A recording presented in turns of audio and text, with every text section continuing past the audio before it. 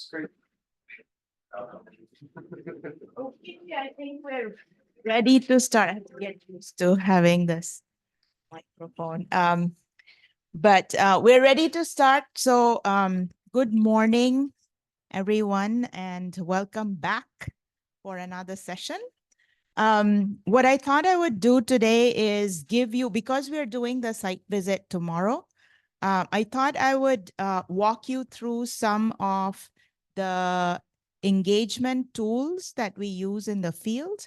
So it's going to be a range of tools. It's not like you can use all of them, because the type of tool you use depends on how much time and resources you have at your disposal. So, but I'll take you through all of them, and then we can discuss the ones that may be relevant that you all can then try to work on as you're developing your plan for tomorrow. Okay. And feel free to stop me if you have any questions on any of the slides. So field research, definitely we begin with the purpose. So what is your purpose for doing the field observations or doing the field research? How best can we understand the site that we're looking at? So in your case, when you go to Sayung or Tambak Rejo, you're going to really think about how best can I understand this site, right? And because you have limited time, there's going to be a lot to observe. So I'm going to tell you that you do need to do step 2, which is the research, which is why it's super important to do step 2 before you get to the site, right? So step 2, research, you want to do your background research. You want to learn a little bit about the history of the place, which is very important. Archival data, so anything you can find in terms of government documents, reports, maps are good too. If you can find older maps of the place, that's really good too, to compare and look at how the settlement may have changed over time. And one of the outputs that you can use in your case would be a timeline. Anyone familiar with doing timelines? Yes? Yes. So that's a good way to represent key moments and how and what went on at that site, right? So when you do your research, I think it's good to kind of try to put it all together in a very visual timeline, right? So that kind of gives you a snapshot of what went on. Step 3, you get into selecting the methods. So when you select the methods, there's a whole slew of methods that we use in urban planning, all the way from observations. So this is you on site observing. It can be direct observations, which what we call participant observations, or it can be non-participant observations where you're not really interacting with people, but you're just observing, right? You're taking copious amounts of field notes. You can also record, right? But make sure you don't record individuals. You want to record only in public spaces, right? And if you're recording somebody individually, you want to ask permission.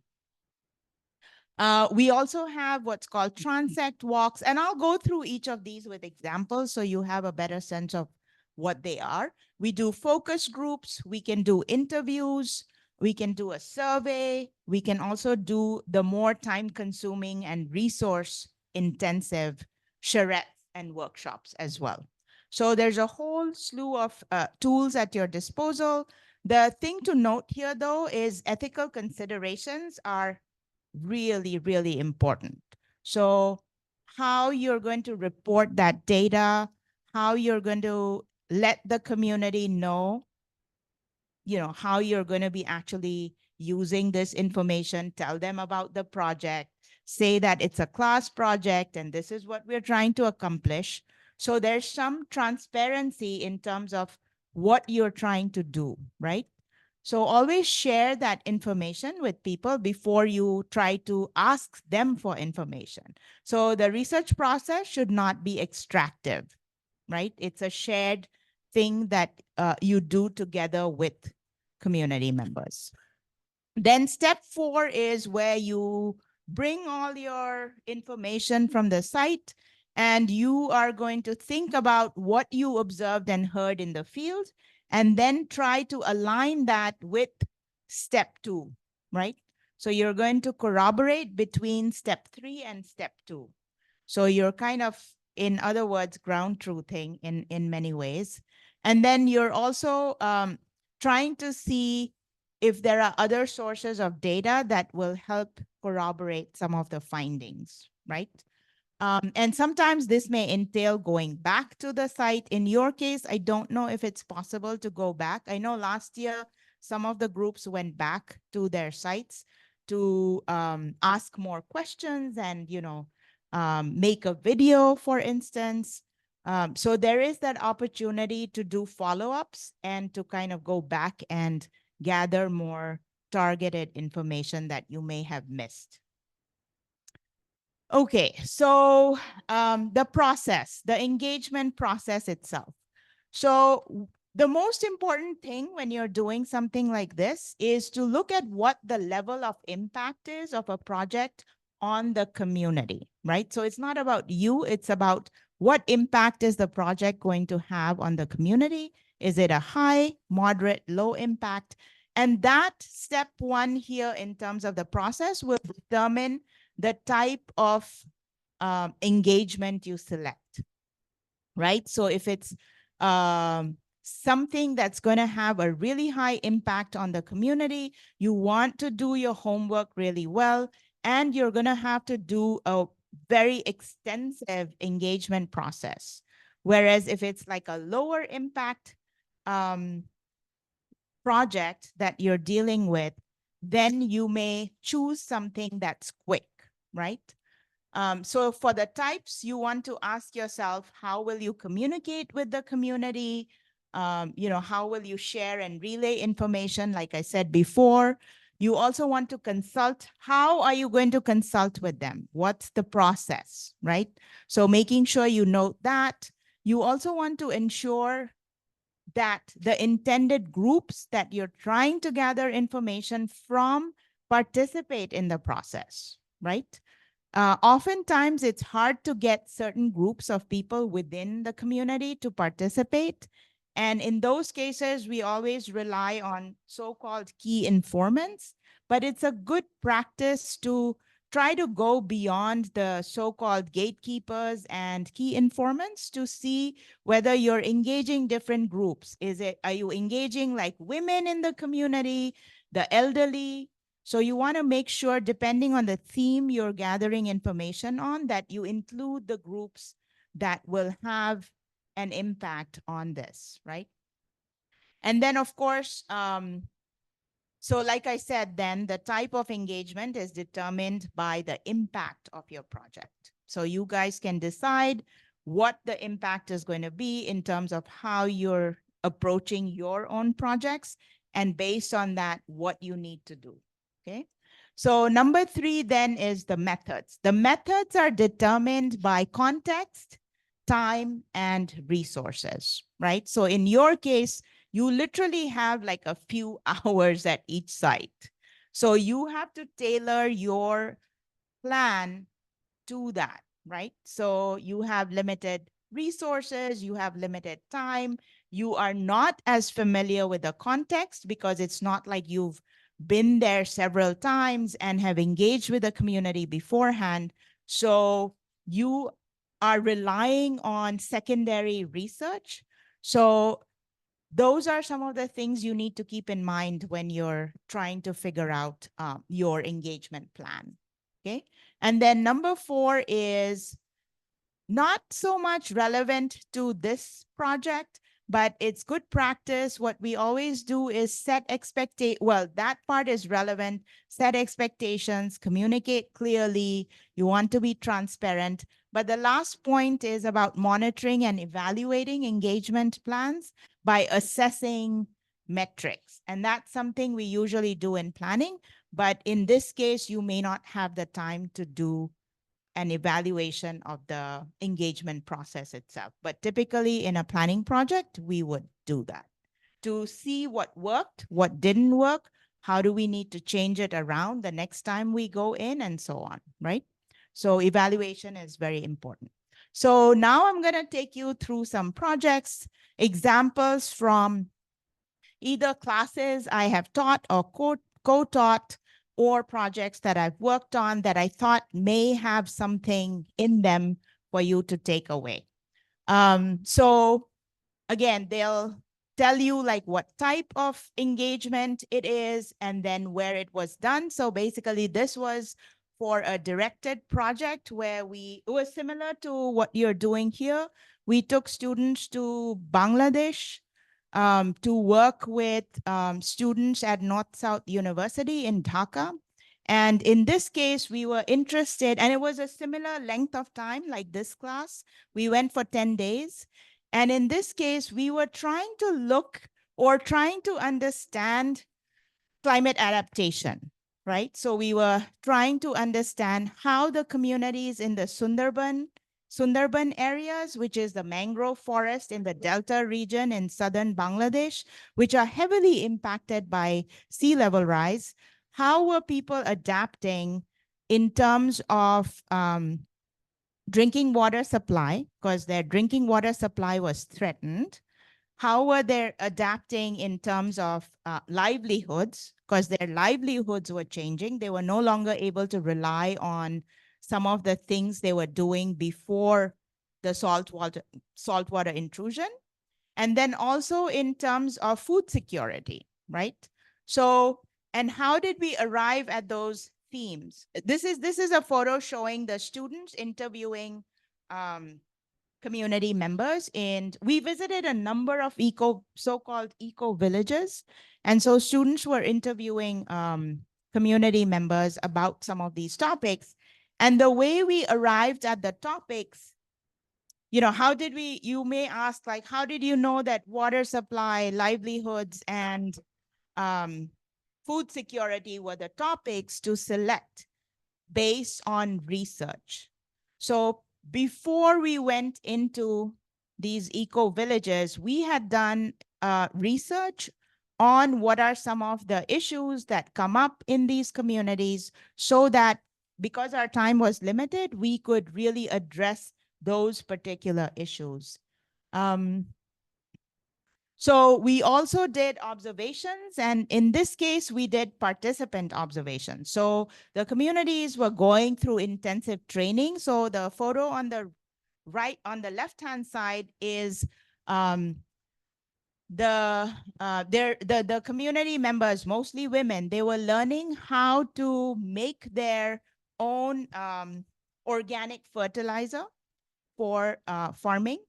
And so that was a whole training session that we attended as participants, so we could learn about the whole training process. And the photo on the right-hand side is another training session on disaster preparedness.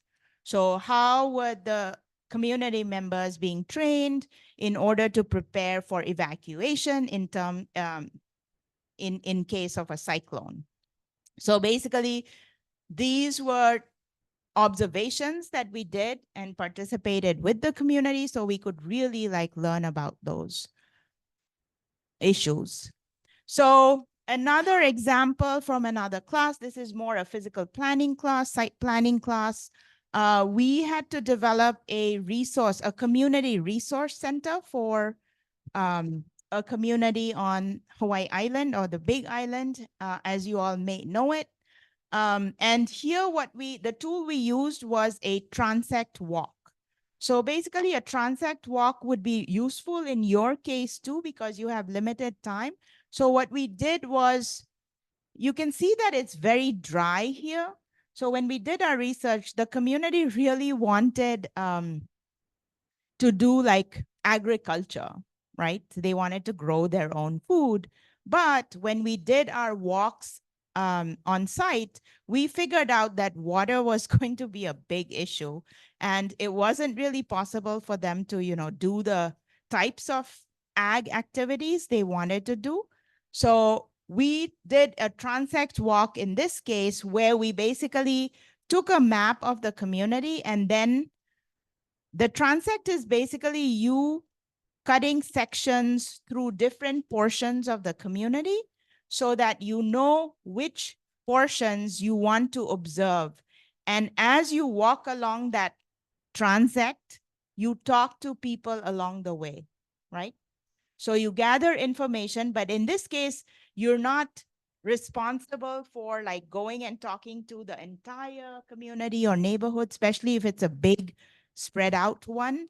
You're basically looking at a map based on your research and you're saying these streets, right? And I'll show you some more examples. Okay, let me talk about these ones. So these are from my own research in India, where I did transect walks in the informal communities here. Um, my goal was to learn about access to water sanitation as well as waste management, right? So I chose particular like transects based on other previous research that had been done and so on to say, okay, I'm going to walk along these 8 sections of this one community.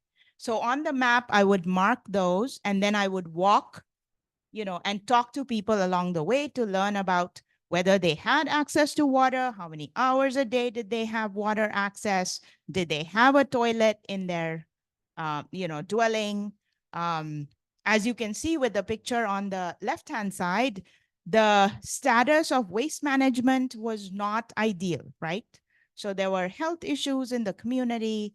And then, of course, on the picture on the right-hand side shows what's counted as access to water, but the water is not inside the house. You still have to go outside and collect the water and take it in, right? So when you look at data from the UN, for instance, it will count this as household water access, but that doesn't, it looks very different when you're in the field. Because when you look at the numbers, and it's the numbers or the statistics will say this community has 90% water coverage, right? Drinking water coverage. It may not be, because it's not taking into account time issues. How long does it take to actually get the water from outside, take it back in, right? And so on. Same thing, walking around. These were some of the things I observed. Does anyone know what this one on the left maybe?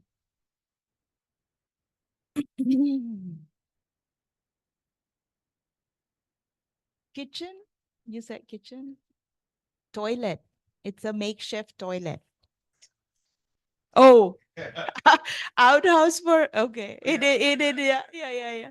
Yes, outhouse. So basically it's an open drain, as you can see, and it is a makeshift toilet, right? And then the scary thing is, lady here is washing utensils right next to the open drain here, which is not, from a health perspective, is pretty scary.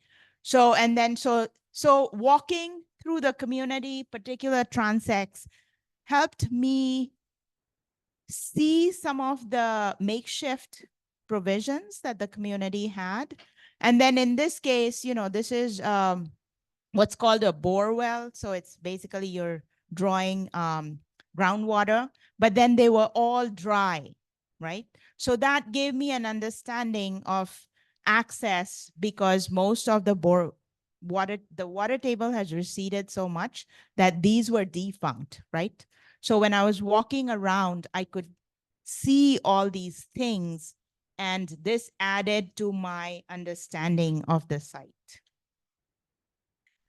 Okay, so those were kind of like quick ones. This one is also quick. This is a project we did me and my team did in Vietnam, in northern Vietnam, in Dong Van. So basically here too, the project was very like quick. We had a week and we had to come up with the physical layout for 4 different towns. Yes, Ernest. This was not affiliated with a class. This was a project that I did with my colleagues. So for the client here was the government of Vietnam. So basically they had contracted us to go in and do spatial planning, right? And so my team was focusing on spatial planning of 4 different towns. And these towns were located close to a geopark, right? And the geopark had just been inducted into UNESCO's geopark network, global network. And so the government was very keen on developing these towns as tourism hotspots, right? So we were trying to push for low impact, high value tourism that would not destroy like all of the, environmental resources in this area, but at the same time would generate livelihoods for the communities that were there. But time limit for us was literally like a week, right? To do our site visits. So we had, if there are 4 towns, we had literally like 2 days in each town. So we were going from town to town. And the thing, I don't know if anyone's familiar with working in Vietnam. There are other places too where it's very hard to find data. So we were working with literally like no access to data. Although it was a government project, the government would not share data with us. And so we were on our own. So I had to figure out what to do. So sometimes you have to think on your feet, right? Really quickly, and you have limited time. So what I did was I decided that we would go into what are like key congregation places in the developing world, in some of our neighborhoods and towns. What are the places that people go to every day? Yes. Yeah, that's a good one. Anything else? Yes, markets. So I thought, well, if I'm not going to get any information in any other form, I'm going to go to the marketplace in each of these towns and I'm going to pull people in randomly, you know, everybody come in and do community mapping, right? So I always, as a planner, I always carry my toolkit with me. So I always have my newsprint and my markers and my post-it notes and everything. So it worked out pretty well. We were able to gather a lot of people. We tried to have a good mix of people. Um, and as you can see, like we quickly set up, a space where we could talk about some of the issues in that community. So we did mapping. And the reason I needed to do this is because I really needed to know what were some of the spaces that resonated with the community, right? Were there landmarks in the community that they really wanted to preserve, that they did not want us to touch, right? What were some of the issues that they were facing? Like it came out that, they were prone to flooding. Their kids did not have park space to play in. So a lot of things that I would not have found out otherwise, I was able to find out based on just doing like this exercise. By the way, this involves, I don't know if you can see, but this involved a lot of drinking. I don't know if anyone's worked in Vietnam, but there's a lot of shots you have to do. So after everyone, so we had like everyone like brainstorm, and then I had um, everyone present, their ideas about what they think are some of the issues in their community, and then we would have to do a shot. It took me a lot of getting used to because I was not, and it's the local liquor, like it's pretty strong. So yes. Sorry. No, that's good. I'm curious how, with only 2 days in each village, one, how you establish trust, and two, how you incentivize people to participate. When you do community mapping with such a short kind of time span, do you ever provide any type of compensation? I mean, I would hope you at least bought the drink. Yeah. We buy like food and, and we always carry like giveaways. So that's another good practice. Typically, we don't like to do cash because it's sometimes not looked upon, as a good thing to like, it's very transactional to use that word. So we take, like maybe like gifts for their children or something, right? Like just a small token of appreciation to. And you share, would you tell them prior to the community mapping, hey, if you participate, you will get, or would it be something that you would present at the end? No, we usually present at the end because when you say that, you kind of skew the whole relationship. Sure. So we wanted people, we said like this is voluntary. If you want to like sit down and chat with us, feel free to come. And it was very open ended in the sense anyone could join us. They could pull in more people. And, like for those of us who work in the global south, like people love to talk store, like people love to chat, right? They want to tell you all their stories. And so it wasn't that difficult, like from the trust perspective, too. Also, maybe because I look like this, it wasn't like they actually, several of them thought I'm from central Vietnam. So it kind of worked in my, I did tell them I'm from India and, so we did have the initial portion of the mapping that was just talking, seeing like where they come from, what they do, why they're here at the market, and then kind of getting into the actual like mapping portion of it.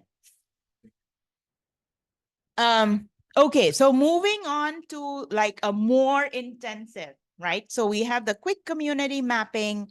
We have now we're getting into like the workshop space, which is much more time consuming and needs, that's okay, that needs more like planning beforehand, right? It's not something like I could have done like I did the community mapping. I can't just go and do a workshop, right? I really need to like plan for this. So this is again going back to a class at DERP. So this was a two classes over 2 semesters. The first class was a community-based planning class, and we were basically designing that same community resource center, but the community planning class was basically doing all of the community visioning, right? So their job was to really get into the depths of what the community wants to see in terms of a community resource center. So what are their, values, their goals, and so on. And then that kind of fed into focus areas and activities. What were some of the key themes that they wanted to focus on as a community? So this was a lot of work to prepare for it, right? And then we took all of that information and developed some concepts, right? So some concepts around, what, like they wanted to be self-sufficient. They really wanted to focus on health and safety, right? So after having done all the mapping and kind of coming up with a community vision statement and defining the purpose of the community resource center, we switched and then we had them develop or translate those ideas into, these are called relationship diagrams. For those of you who do physical planning, that we do these kinds of bubble diagrams where we try to take the ideas and represent them spatially, but still conceptual, right? But spatially, where would those themes go and how would they be organized spatially? So that's what we ended up doing um, with all of the information from the workshop. Oh,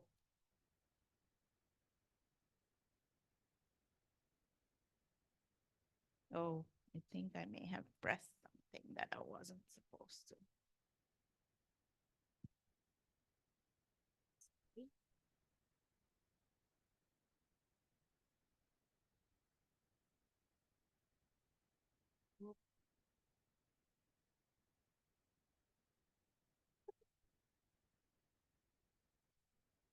Try. Akbar, you want to try?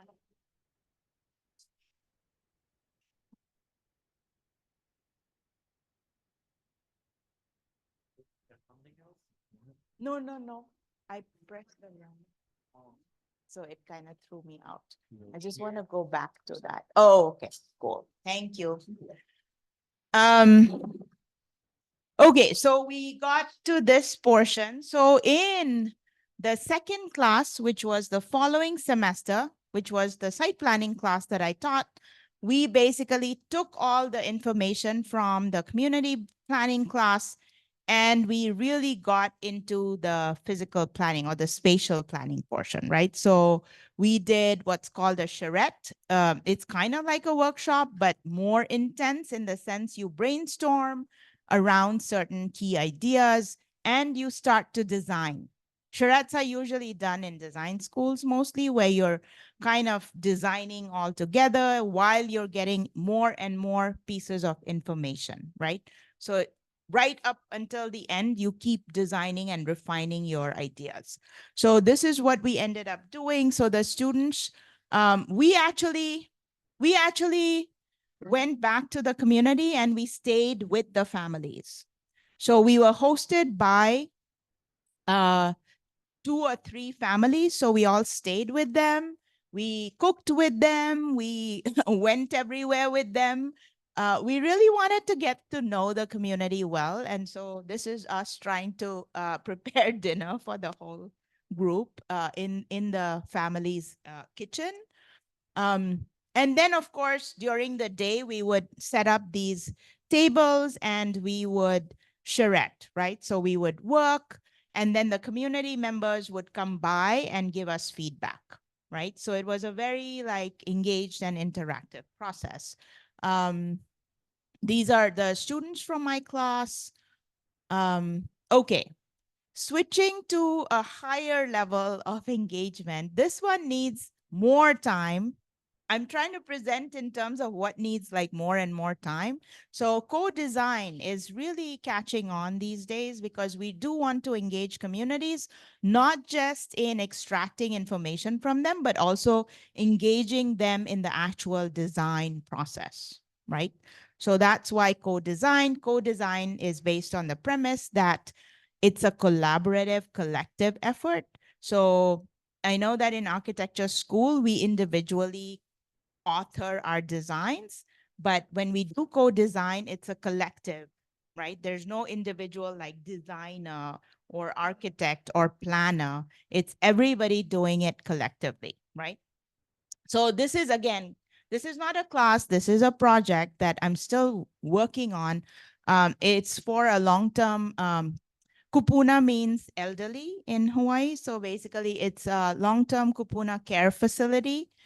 So in this case, we were engaging with kupuna service providers as well as caregivers, right? Because those were the 3 groups of people that really understood what a long-term care facility would need to have, right?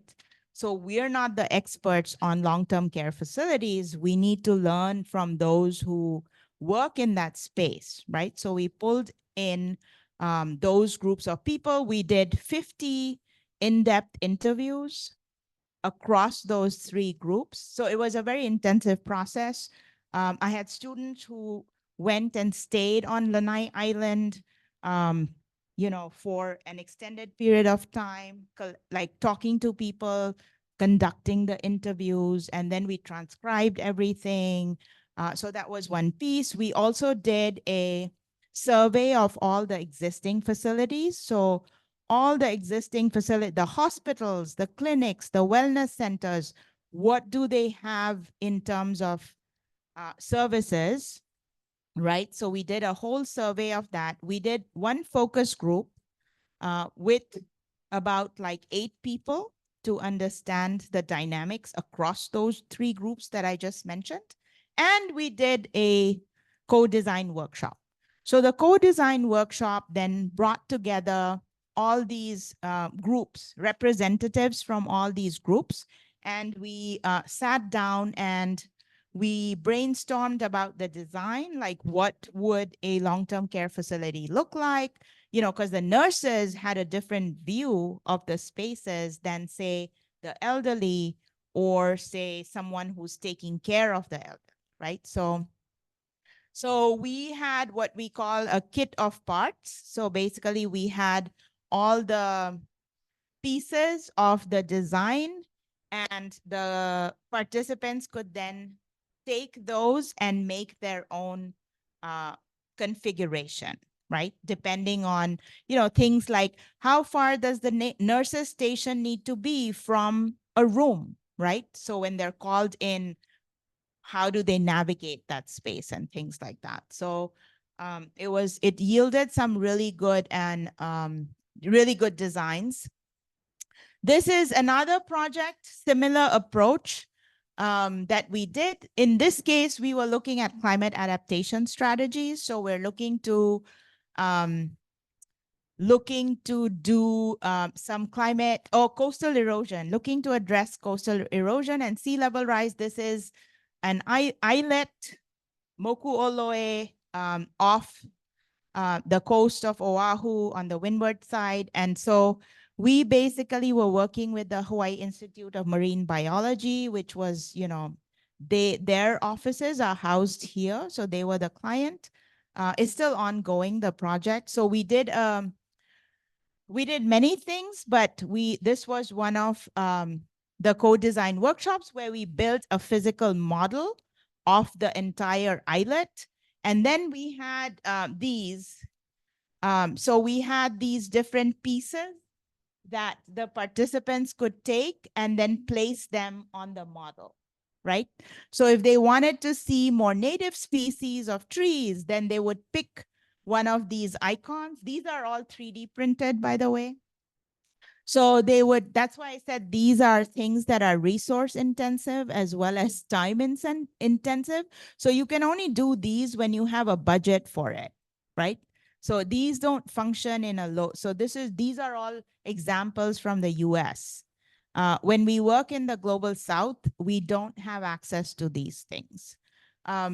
So, you could put them on the model, and then we would collate the information we were getting, right, from the participants, and then use that to refine the conceptual design, right? Yes, Ernst. Yeah. Is this island inhabited? Yes. Okay. So It's inhabited. It has the UH Manoa's organized research unit, which is the Hawaii Institute of Marine Biology. So they have a lot of their labs. They have a lot of their dorms where they bring students to, educate. They have educational programs.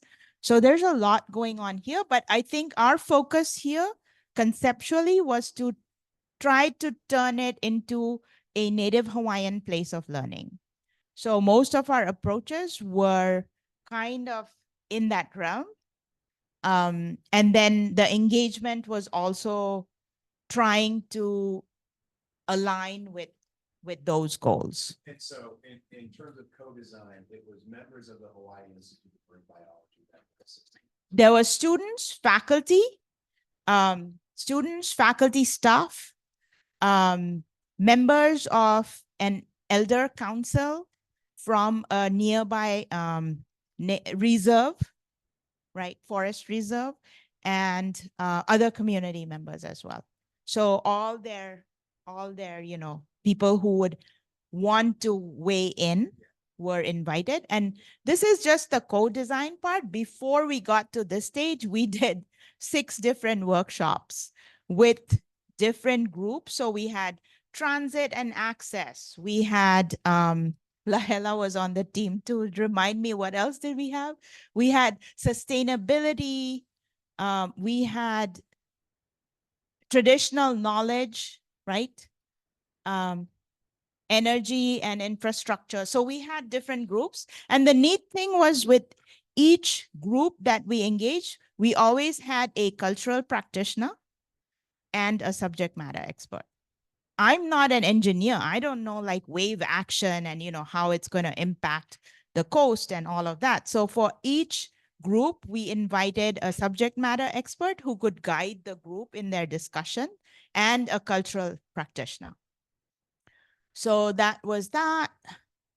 And then it gets more intense. Again, going back to a class that I taught, Um, this was a very intensive class project. So we did what's called a speak out. I don't know if you are familiar, but basically what you do in a speak out is you have like a large space where you exhibit, you know, work, but then at the same time, people drop in and it's interactive. So you really have to be on your toes, right? So this one took us a lot of prep work.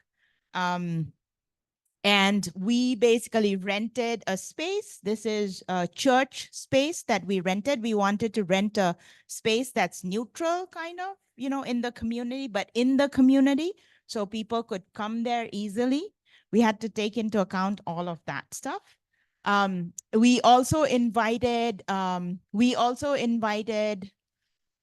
let's see, we also invited the city and county folks. So we had, representation from organizations and agencies at the event as well.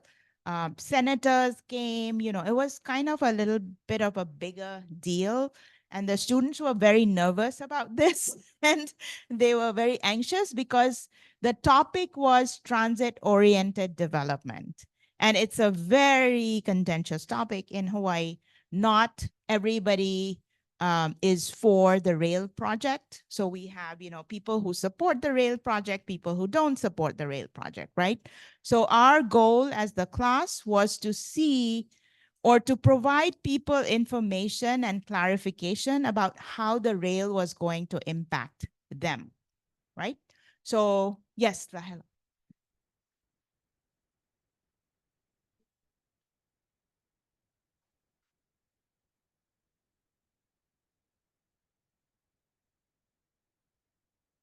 It depends on the project. Like for my field research too, that was high impact, but it's not like I had a ton of resources. So sometimes you have to make do. Um, but in contracted projects, there's usually a budget. So you can, do more with the budget and try to engage as many people. This one, because it was a high profile project in Waipahu, the Waipahu Transit Station. And so a lot of people were involved other than just our class. So it was our class, students from the School of Architecture, all working together. Um, and then in this case, it was a very extensive process because what we did was we wanted to invite people from the 1 mile radius around the station, right? So that meant we did postcards, we designed postcards, we actually went and delivered postcards to everybody within the 1 mile radius. We left postcards at the businesses. So, whoever had the information came. We put up flyers at the Waipahu High School. We tried to get the high school students engaged because the rail was going to affect them too, right? By the time it's built, it's them. They are the ones who will be using the rail more. Um, so we tried to engage as many people as we could. Um, we hosted it in the evening when people could come, like after work hours, so not during work hours. One of the limitations, which is why evaluation is so important, in hindsight, one of the limitations I think we had was we did not arrange for transportation. So some of the elderly folks could not make it, which was a bummer because we really wanted them to be engaged. But because we didn't have like the van pool to pick them up and drop them off, we kind of missed out on that group. And we would have liked to have more engagement from the young people. So those were some of kind of our takeaways. We also had like food. Food is very important when you do something like this. We also try to support local businesses. So we always order the food from local businesses to give them the business. And then we also had a keiki stay or a keiki station, like daycare for the kids, because that way their parents could go around and participate. And then we had coloring items and things. So the kids were engaged and doing their thing. And we had people there to watch over the kids so the parents could go freely and engage. Because those are things we have to take into account when we do engagement of this scale. Because oftentimes it's women who can't participate because they're taking care of children, elderly, right? Because they don't have the means to or the conveyance to get to these places. So those are things we always need to keep in mind, like who's going to participate and how can we minimize the barriers to participation through by making some of these arrangements. We also in this one had a variety of tools that we used. So we had what are called visual questionnaires. So these are visual questionnaires where, people, we had like the site for the rail project, the rail station, and then people could give us feedback on what they wanted to see and what they were concerned about. We also had like an aerial map of the area where people could tell us what they wanted to keep, what they wanted to demolish. They didn't mind being demolished, and then what new things they wanted to add, right? So that was another one. And then we had an interactive model. This took a lot of work to do. So the base of this is actually chalkboard. So community members can actually draw on this and we can erase them. And then we had these movable blocks that they could use these as well for different land uses. So they could tell us what they really wanted to see. So if they wanted to see more park spaces, they would color it in, right? Or if they wanted to see more housing next to the transit station, then they would use these blocks to put it there, right? So this, some of the students facilitated this. Um, yeah, and then we had a station. We had about like 5 different stations with students that were thematic. So we had sea level rise, we had housing and economic development, we had land use, transportation. So they were all thematic. So people could come and ask the students questions, particularly about the themes. Okay, this one is, we're coming to the end. So this one is again a different project, not a class. This one was doing stakeholder meetings and focus groups for the Alawai Small Boat Harbor, which was very, very contentious. We got a lot of pushback because people were not happy that we took away parking. Our plan basically, you can't see it that well, but our plan basically reduce the number of parking spots to give it back to the public. Our goal was, this is a harbor, it's a public harbor. We need people to be able to use the public space, right? And not be co-opted by parking spots, which was also leading to like the heat island effect because there was a sea of parking and it was very, very hot.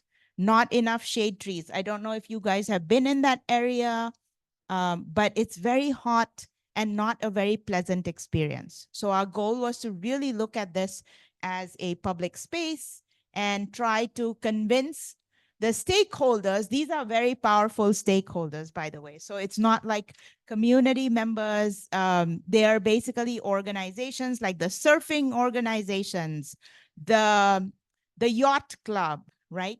So they're very powerful. The business owners, the hotel owners, right? So the hotel owners that are right by the harbor. So they all had a very big stake in it and wanted to give us a lot of feedback. And of course, we got pushback. People were like, nope, there's no climate change. Not happening. When was the last time you saw the water come up? I was like, well, king tide, right? Like, didn't the water come up to this level then? It was just like very, very contentious. But as a planner, we all have to prepare ourselves for these situations. So it's good practice. So this is where we exhibited things. We gave the community information so they could ask us targeted questions and so on. We also had a little presentation as well. Going back to the Kailapa one, this is another method we use is public exhibition for comment. So basically, we invite the whole community once we had the plan, and then we have, you can see in the backdrop, we have all the output, and then we give the communities dots so they can dot vote and say what they like and what they do not like, right? And have a moment to explain to the community what they could do. So these are our students explaining to community members some of their plans for the Community Resource Center and answering questions. And then we have website. So this is an example of having a website for comment, right? So basically we develop a website. This is for that same project on the little islet. So we also do use story maps. I don't know if do you all use GIS story maps? So basically this is using GIS story maps to kind of house all the project information so that it can be publicly available. So if people want to know, well, what's your project schedule? They can go here and check the project schedule. They can look at the overall project goals. So it's a good way to curate, like to put all your information in one place where the community can, there's a certain level of transparency and the community can actually go look at stuff. And then of course, there's the community survey. It can be done quickly or, online. So this was part of the class that did the Alawai Small Boat Harbor in their practicum class, and they actually designed a quick survey, which also had these visuals like, what would you want the harbor to look like, right? Would you want it to look like this or like this, right? And then people could quickly tell us. And these were just sent out like to as many listservs as possible, right? So we were using kind of a snowball technique where people could share it with their friends, and the more responses we got, the better. And then lastly, this is the last slide. So basically, those are all the engagement tools. But when we get into the direct forms of participation, these are some of the direct forms of participation that are more intensive. So you have like citizen advisory committees, you can have those. You can also have direct polling, right? So you have polling, like for instance, if you do a plan and you want people to vote, right, for a particular thing. And then of course, participatory budgeting. Um, Brazil has a really good example of participatory budgeting where you involve the entire community in budgeting issues, right? So at the local scale, you have communities that actually participate in the distribution or the allocation of resources. Yes, Lindo. Direct polling is like you provide options and they actually vote for a particular. So if I have option A, it's like voting basically. Okay, I think that's all I have. If you have any questions, um, let me know. Yes, I think so. I'll talk to them about. But I think you guys, so going forward, you all need to think about like, what is it you're trying to learn about your particular communities? How much of it can you learn from the research? And then how much of it is actual, like you can only learn on the site, right? Because you want to use your time wisely. You don't want to like replicate. So when you do site visits, you shouldn't focus on things that you can get online. You want to focus on the more substantive things that you can only get from the community, from interacting with the community or observing firsthand, right? So everything else that you can get online from reports and websites and things, you don't want to do more of that while you're on site, especially because you have very limited time. Yes, EB. So, thank you for the, at the very start, you said purpose, understanding how best we can understand the site or settlement. So in the context of the site visit, and kind of the following steps of the presentation. Can you explain how, if the purpose of the final presentation is still how is presenting on how best we can understand the sense setting for those people, or if there's kind of an additional outcome you're expecting us to present at the very end, because that's going to shape. Yeah, good question. Yes. So we try to leave it open ended, but I think it's good practice always, one, to understand. So the exploratory part, right? Like, what are we seeing? What are we hearing? Right. And then part two, I would say you want to definitely connect it to, so what can we do? Right? Because as planners, that's the difference between other disciplines and planning. Planning is also about implementation. We really want things implemented, right? And so for us to go that extra step, in this case, obviously, you're not going to get to the full implementation plan, but at least if you can give the community some ideas, right? That here's what we're observing based on our interactions with you all and based on what we've read and researched.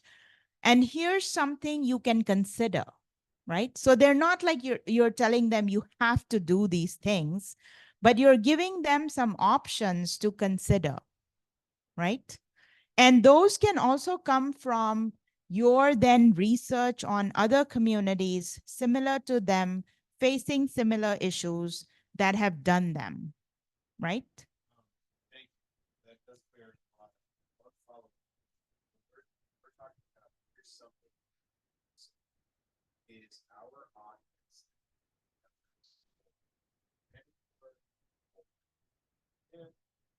Selves, because I mean, just to like just thinking about what we might find out tomorrow.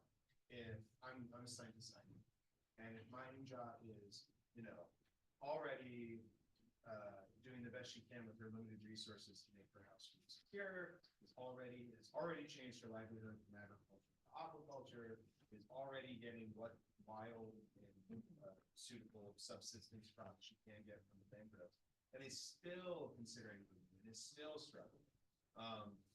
We might be limited in what we can directly tell her or be a community. We might have a lot more value if we say, hey, agricultural practices in this area of the Sayura watershed are causing more runoff, which is killing the fish. Maybe our targeted. So I guess I'm kind of curious to what you envision our best audience will be. Yeah. So usually when we do planning recommendations, they are for different groups because different groups have to deal with, there's no one group that can resolve an issue. And so you would have recommendations for, here's what the local government can do. Here's what, Boo can do and her community members can do, right? And then here's what maybe NGOs, if they have a presence, can contribute. So we always look at the constellation of actors that can really help us address the issue because we never have all the tools. Like one group is not going to be able to do it on their own, right? It's always through collaboration. And that way you also assign like accountability because then if each group is doing their bit, then the likelihood of getting an outcome that's favorable is much higher.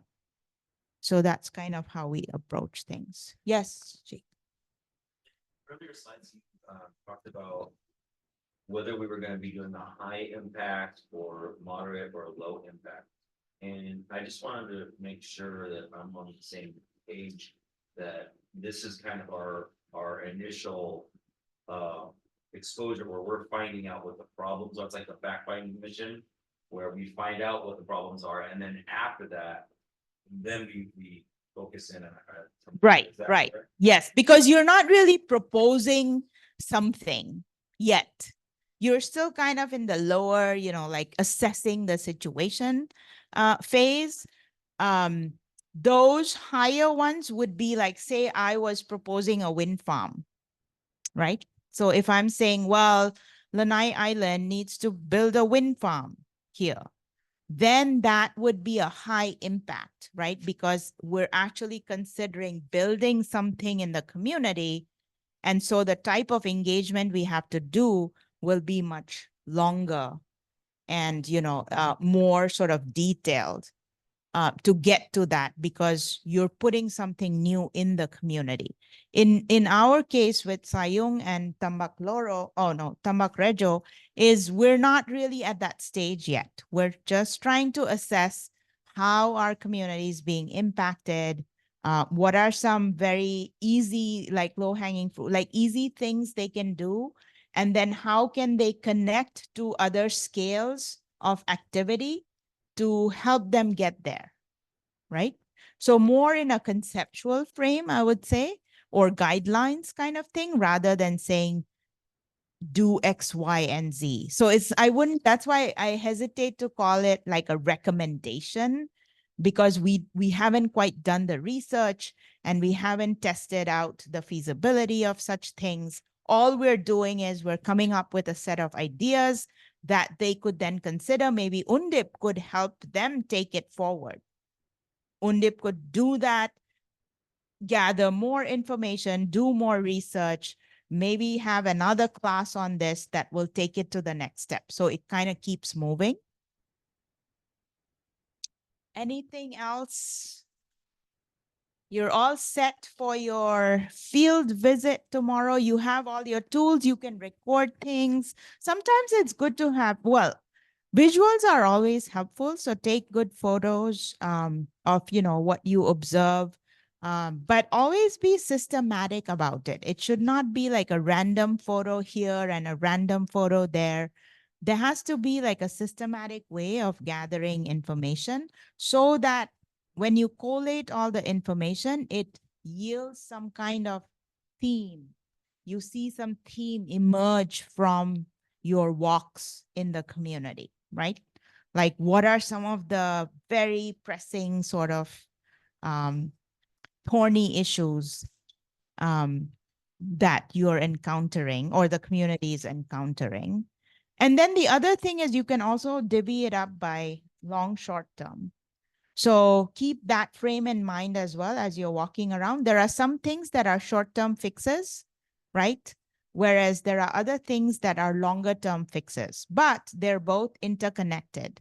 So the short-term fixes can lead to long-term strategies that you can consider. So it's all connected. It's just that everything doesn't have to happen all at once, right?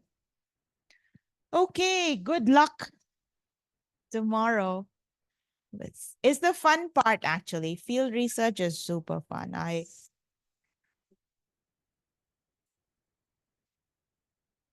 And just to let you guys know, so I know with M.I.A, we're gonna be on a boat. We're gonna go to Sayum and we're gonna go house. We're gonna go to sorry, but we're also gonna swing by the main boat.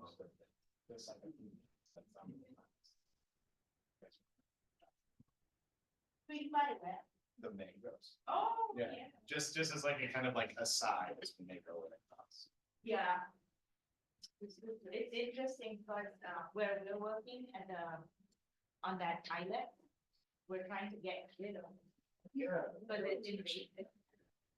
But in Bangladesh where we went to the Sundarbans, if there were no mangroves, it would be a disaster. The mangroves have saved more lives than ever. So it's interesting to see how the same thing in a different that's why context is so important. The same set of